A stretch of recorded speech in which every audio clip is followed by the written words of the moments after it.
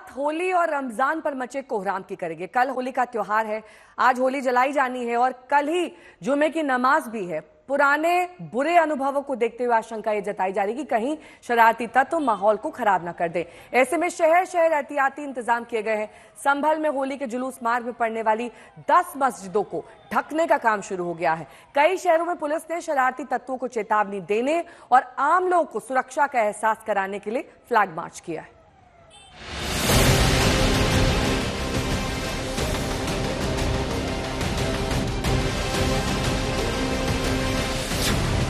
कहीं होली का रंग न पड़ जाए और होली के रंग से माहौल न बिगड़ जाए, इस चिंता में उत्तर प्रदेश के संभल में मस्जिदों को ढकने का ये इंतजाम कल से जारी है। संभल में सबसे पहले ये काम जामा मस्जिद से शुरू हुआ। मैं संभल की उसी जामा मस्जिद के बैक साइड पे खड़ा हूं, जहां आप तस्वीरों में देख सकते हैं कि कैसे जो आप देख सकते हैं तस्वीरों में तिरपाल के जरिए जो मस्जिद की बैक साइड है उसको ढका जा रहा है। बड़े बड़े पाइप लग गए हैं और आप देख सकते हैं कि एक बड़ी तिरपाल लगानी यहाँ पर शुरू कर दी है, क्योंकि इसी रास्ते से देखा जाएगा कि होली के दिन जो जुलूस है वो निकलेगा। संभल की जिस जामा मस्जिद की दीवारों पर हिंसा के आरोपियों के पोस्टर लगे थे वो तिरपाल और पन्नियों से ढक दिए गए हैं। ये काम पुलिस की पुख्ता सुरक्षा व्यवस्था में हुआ। दोनों पक्षों की सहमति के पश्चात सभी धार्मिक स्थलों को ढका जा रहा है, जो कि होली के परंपरागत जुलूस के मार्ग पर आते हैं और इसी के तहत यह व्यवस्था की जा रही है। सर, कितनी ऊंचाई तक इसको ढका जाएगा? यह लगभग 10 फीट की ऊंचाई तक ढका जाएगा, जिससे कि कोई भी जो जुलूस में जो रंग खेलते हैं वो रंग इसमें न डाल सकें, कहीं से गलती से पड़ ना जाए। सर, और भी मस्जिदें हैं, उनके भी ये प्रोसेस होगी इसको कवर करने की? मार्ग में पड़ने वाले सभी मस्जिदों पर यह व्यवस्था की जा रही है और शीघ्र उन्हें भी ढका जाएगा।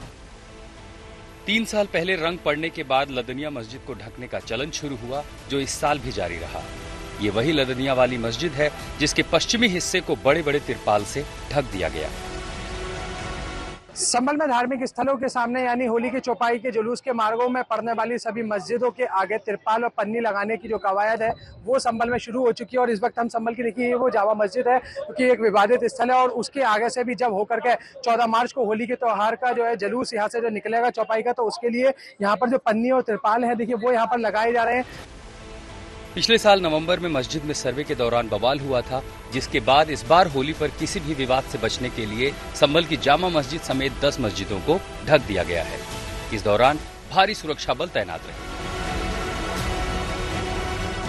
संभल में ये सब कुछ कल के जुमे की नमाज को लेकर किया जा रहा है, जिस दिन होली पर चौपाई जुलूस निकाला जाएगा।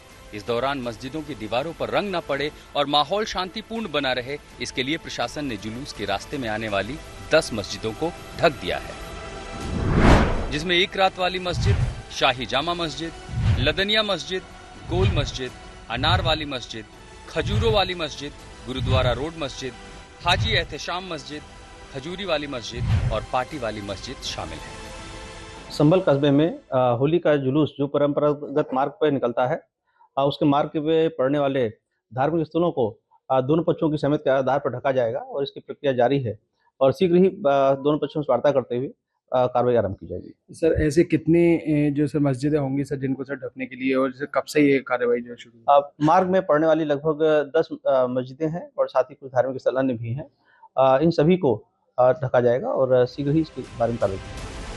पीस कमेटी की मीटिंग में मस्जिदों को ढकने के अलावा ये भी तय किया गया कि चाहे संभल में होली का जुलूस हो या फिर जुमे की नमाज, दोनों तय वक्त पर की जाएगी। पूरी तैयारियां हैं, होली भी मनाई जाएगी और जुमे की नमाज भी अदा की जाएगी।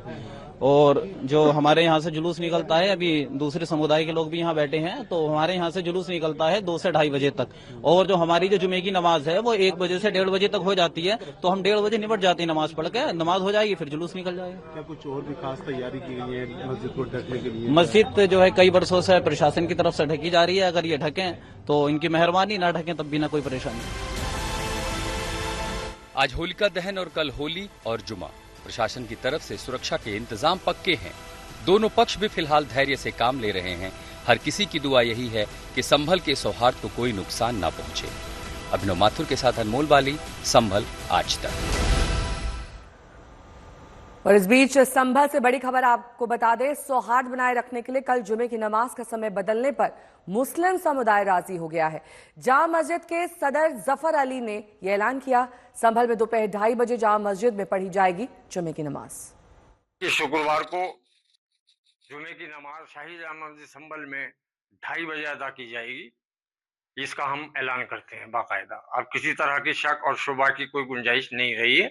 हमने ये फैसला शहर की, संभल की शहर की अमन, सुकून, सौहार्द और भाईचारे को देखते हुए लिया है, ताकि हमारे हिंदू भाइयों की होली भी हो जाए और हमारी नमाज भी हो जाए। हम होली का सम्मान करते हैं और मैं अपने हिंदू भाइयों से भी कहूंगा कि वो भी हमारे रमजान का और हमारे जुमे के नमाजियों का सम्मान करें और एक दूसरे के साथ सौहार्द बनाए रखें।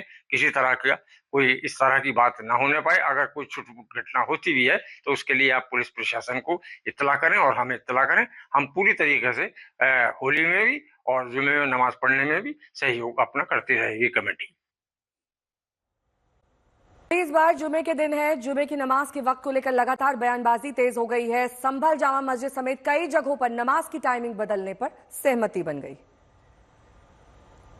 अरे भाई बरस भर वो नमाजी तो अदा करते और क्या काम है, जुम्मे के दिन होते हैं। जुम्मे का दिन साल में एक बार नहीं होता है, हफ्ते में लगातार होता है वो तो एक दिन अंदर कर लें तो क्या है।